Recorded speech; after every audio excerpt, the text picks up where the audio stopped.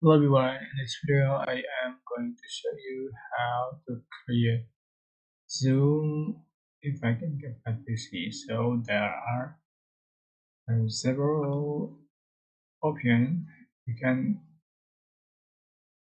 create the zoom effect in CapCut PC. So first, for example, select your clip and select animation and select in animation. You can select the mini zoom or just zoom to just for duration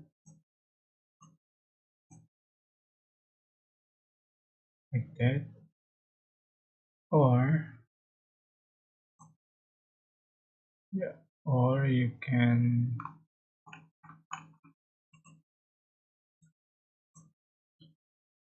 um, use the keyframe, the basic position and size.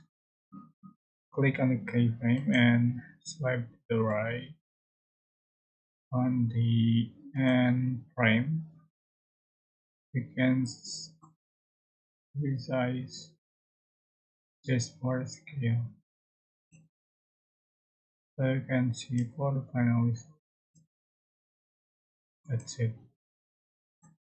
I hope this tutorial was helpful for you. Don't forget to like, comment, share, and subscribe. Thank you so much for watching.